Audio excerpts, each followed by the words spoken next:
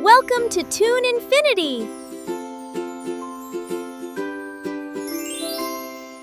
दोस्तों, यह कहानी है एक ऐसे युवक की जो पूरी जिंदगी दूसरों की परछाई बनकर जीते जीते थक चुका था।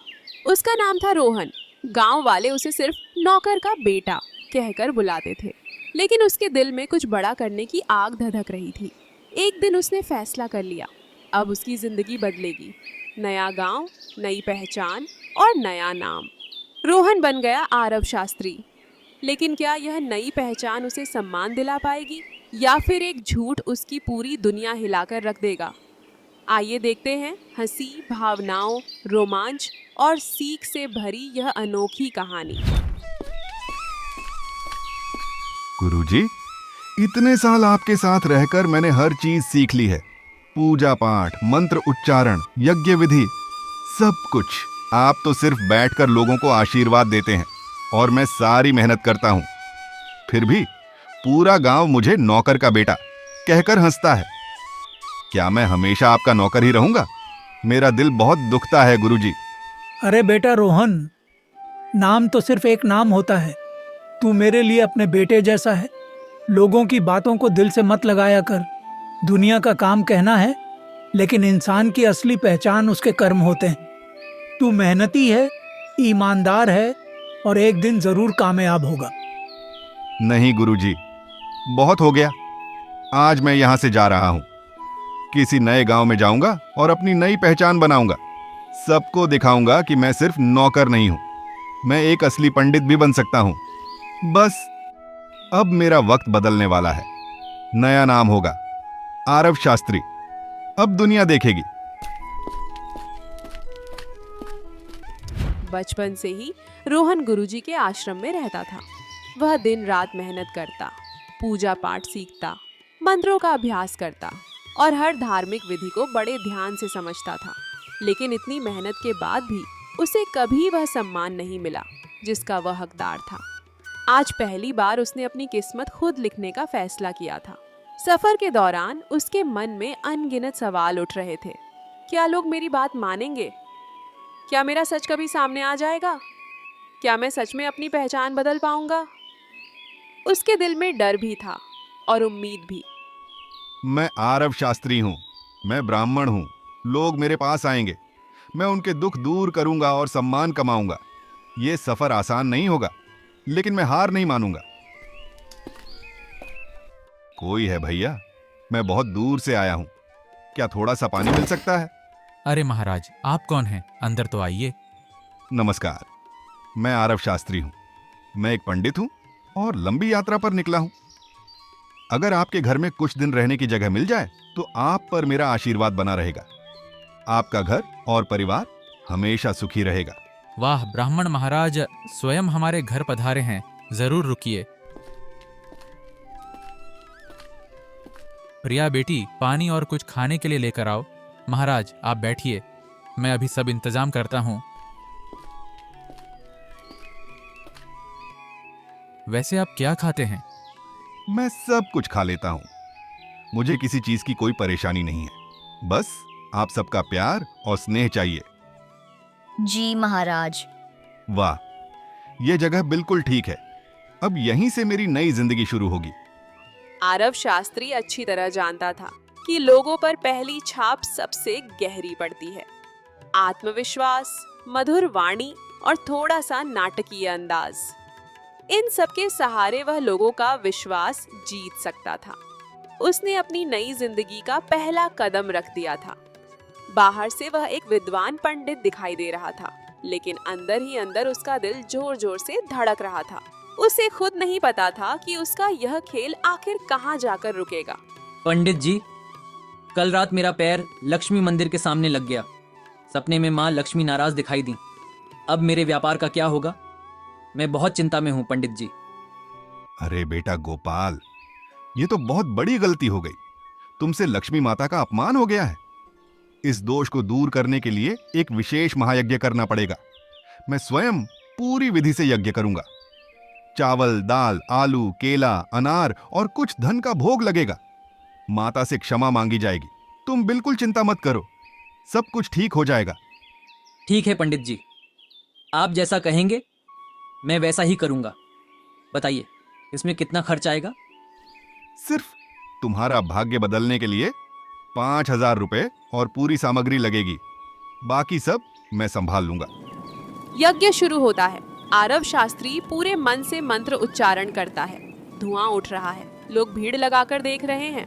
आरव का चेहरा पसीने से भरा है, पर आवाज में आत्मविश्वास है। हर आहुति के साथ लोग प्रभावित हो रहे हैं। महायज्ञ समाप्त होते ही पूरे गांव में आरव शास्त्री का नाम गूंजने लगा। लोग कहने लगे, पंडित जी बहुत विद्वान हैं। पंडित जी के पास हर समस्या का समाधान है। दिन ब दिन उसकी प्रसिद्धि बढ़ती गई। दूर दूर से लोग उससे मिलने आने लगे। लेकिन जितनी तेजी से उसकी शोहरत बढ़ रही थी, उतनी ही तेजी से उसके दिल का डर भी बढ़ रहा था। हर तारीफ उसे अपने झूठ की याद दिला देती। पंडित जी, मेरी बेटी प्रिया की उम्र हो रही है, लेकिन उसकी शादी नहीं हो पा रही। अगर आप उससे विवाह कर लें तो हमारे घर की इज्जत और बढ़ जाएगी। मैं आपको अपनी 2 एकड़ जमीन और घर का एक हिस्सा भी दे दूंगा। देखिए महेश जी, मैं एक ब्राह्मण हूं, लेकिन आप लोग इतना सम्मान और आदर दे रहे हैं। ठीक है, मैं इस रिश्ते के लिए तैयार हूं, लेकिन पहले प्रिया पानी का गिलास लेकर आए।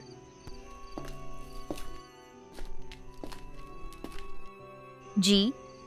प्रिया, तुम बहुत भाग्यशाली हो। तुम्हारे माता पिता ने बहुत विनती की, तब जाकर मैं तैयार हुआ हूं। अब तुम्हारा कर्तव्य है कि पूरे मन से मेरी सेवा करो। सुबह जल्दी उठना, पूजा की तैयारी करना, मेरा भोजन तैयार रखना और मेरा पूरा ध्यान रखना। और याद रखना, अगर सेवा में कोई कमी हुई तो मैं दूसरी शादी करने में देर नहीं लगाऊंगा। जी महाराज। विवाह की पूरी विधि होती है। हल्दी, मेहंदी, फेरे, सब कुछ। लोग खुश हैं। आरव का चेहरा मुस्कुराता है, पर दिल में सस्पेंस है कि कहीं पुराना सच न निकल आए। प्रिया शर्माती है। गांव वालों के ताने और बधाइयां चल रही हैं। पंडित जी, मेरा पति मुझसे प्यार नहीं करता। वह रोज घर से बाहर रहता है। मुझे समझ नहीं आ रहा कि मैं क्या करूं। कोई उपाय बताइए पंडित जी, मैं बहुत दुखी हूं। बेटी, ये मंत्र याद कर लो। एयुएम महालक्ष्मी नमः पति हृदयम मम वशम कुरु स्वाहा। जब तुम्हारा पति घर आए तो इसे श्रद्धा से पढ़ना, सब कुछ ठीक हो जाएगा। पंडित जी, मेरे बेटे की नौकरी नहीं लग रही है। मैं बहुत परेशान हूँ। कृपया कोई उपाय बताइए। यह शनि का दोष लगता है। इसके लिए एक विशेष हवन करना होगा, तभी रास्ता खुलेगा। इस तरह कई और लोग आते हैं। व्यापार की परेशानी, स्वास्थ्य की तकलीफ, बुरी नजर और पारिवारिक विवाद, हर एक के लिए आरव अलग अलग उपाय बताता है। भावनाओं से भरे संवाद और सस्पेंस के साथ लोग पैसे देते हैं और खुश होते हैं। अरे रोहन, तू यहाँ पंडित बनकर बैठा है। चुप, ऐसी बात जुबान पर मत लाना।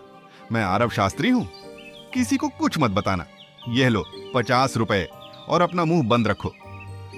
कब तक? अगर लोगों को सच पता चल गया तो क्या होगा? मैं सब संभाल लूंगा, तू बस चुप रह। अगर सच बाहर आ गया तो मेरी पूरी दुनिया बर्बाद हो जाएगी। राजू के सच जान लेने के बाद आरव की परेशानी और बढ़ गई। अब वह हर समय सतर्क रहने लगा। रातों को उसकी नींद उड़ चुकी थी। कभी उसे लगता कोई उसका राज जान गया है, कभी उसे लगता सुबह होते ही सब कुछ खत्म हो जाएगा। धीरे धीरे डर उसके मन पर हावी होने लगा और झूठ की बनाई हुई दीवारों में दरारें पड़ने लगी। आपने मुझे धोखा दिया है। आप वह नहीं हैं जो बनकर मेरे घर आए थे। आप कोई आरव शास्त्री नहीं, आप रोहन हैं। राजू ने मुझे सब सच बता दिया है। प्रिया, मेरी बात सुनो। जो कुछ मैंने किया उसके पीछे मेरी मजबूरी थी। मैं किसी का बुरा नहीं चाहता था। मजबूरी? झूठ बोलना मजबूरी होती है? मेरे माँ बाप का भरोसा तोड़ना मजबूरी होती है? मुझसे शादी करना भी क्या मजबूरी थी? नहीं प्रिया, तुमसे शादी मेरी मजबूरी नहीं थी। ये मेरी जिंदगी का सबसे सच्चा फैसला था। मैंने तुमसे कभी झूठा प्यार नहीं किया। लेकिन हर दिन झूठ बोलते रहे, हर दिन मुझे बेवकूफ बनाते रहे। मैं आप पर अंधा भरोसा करती रही। मैं बचपन से सम्मान के लिए तरसता रहा हूं प्रिया, हर कोई मुझे नौकर का बेटा कहकर बुलाता था। मैं सिर्फ खुद को साबित करने का एक मौका चाहता था। तो क्या सम्मान पाने का सिर्फ यही तरीका था, झूठ बोलकर? नहीं, और आज मुझे एहसास हो रहा है कि मैं गलत था। जितना सम्मान मिला उससे कहीं ज्यादा डर मिला। हर रोज लगता था कि सच सामने आ जाएगा। प्रिया, मैं तुमसे दिल से माफी मांगता हूं। अगर तुम चाहो तो मैं कल ही सबके सामने पूरा सच बता दूंगा। सच से भागना बंद कीजिए। कल पंचायत में सब कुछ सच सच बता दीजिए। जो फैसला होगा हम दोनों मिलकर स्वीकार करेंगे। मैं वादा करता हूं, अब मेरी जिंदगी में कोई झूठ नहीं होगा। आज पूरे गांव के सामने सच सामने आएगा। पंडित आरव शास्त्री, या जो भी तुम्हारा असली नाम है, आगे आओ। जी सरपंच जी। हमने इन पर अंधा भरोसा किया था। इन्होंने हम सबको बेवकूफ बनाया है। हमें तो लगा था कि ये बहुत बड़े पंडित हैं। क्या यह सब सच है? क्या तुम्हारा नाम आरव शास्त्री नहीं है? हाँ, ये सच है। मेरा असली नाम रोहन है। क्या? मैंने झूठ बोला था। मैं एक गरीब लड़का था। मैंने पूजा पाठ और मंत्र जरूर सीखे थे, लेकिन मैं वह नहीं था जो मैंने खुद को बताया। फिर तुमने यह सब क्यों किया? क्योंकि मैं सम्मान चाहता था। मैं लोगों के ताने सुन सुनकर थक गया था। मुझे लगा था कि अगर मैं अपनी पहचान बदल लूं तो मेरी जिंदगी बदल जाएगी, लेकिन मैं गलत था। झूठ ने मुझे सुकून नहीं दिया। हर रोज डर के साथ जीना पड़ा। आज मैं सबके सामने अपनी गलती स्वीकार करता हूं। मैं आप सबसे दिल से माफी मांगता हूं। जो सजा देनी हो दे दीजिए, लेकिन मुझे एक मौका जरूर दीजिए ताकि मैं अपनी गलती सुधार सकूं। लेकिन एक बात है, इन्होंने किसी का पैसा चोरी नहीं किया। हमारी पूजा भी सही तरीके से करवाते थे। रोहन ने गलती की है, बहुत बड़ी गलती, लेकिन उसने आज सबके सामने सच स्वीकार भी किया है। सरपंच जी, गलती हुई है, लेकिन इंसान को सुधरने का एक मौका मिलना चाहिए। पंचायत का फैसला है, रोहन गांव में रह सकता है, लेकिन अब से वह सिर्फ सच्चाई के साथ जिंदगी बिताएगा। धन्यवाद। मैं वादा करता हूं कि आज के बाद कभी झूठ का सहारा नहीं लूंगा। आखिरकार सच की जीत हुई। रोहन ने अपनी गलती स्वीकार कर ली। उसने अपने झूठ का बोझ उतार फेंका। गांव वालों ने उसकी सच्चाई और पश्चाताप को देखा और उसे एक नया मौका दिया। अब वह किसी नकली पहचान के पीछे नहीं छिप रहा था। अब उसके पास सिर्फ सच था और उसी सच के सहारे उसने अपनी नई जिंदगी शुरू की। प्रिया के साथ मिलकर उसने विश्वास, प्रेम और ईमानदारी पर आधारित एक नया भविष्य बनाया। उसे समझ आ चुका था कि सम्मान धोखे से नहीं, बल्कि सच्चाई और मेहनत से मिलता है। दोस्तों, झूठ से कुछ दिनों की चमक तो मिल सकती है, लेकिन असली रोशनी हमेशा सच्चाई से ही मिलती है। इसलिए हमेशा सच का साथ दीजिए। अब से साथ में असली पूजा पाठ करेंगे। तो दोस्तों, यह थी रोहन उर्फ आरव शास्त्री की कहानी। यह कहानी हमें सिखाती है कि झूठ कुछ समय के लिए चमक जरूर दे सकता है, लेकिन सच्चाई की रोशनी उससे कहीं अधिक शक्तिशाली होती है। अगर आपको यह कहानी पसंद आई हो तो हमें जरूर बताइए। अपने दोस्तों और परिवार के साथ इसे साझा कीजिए।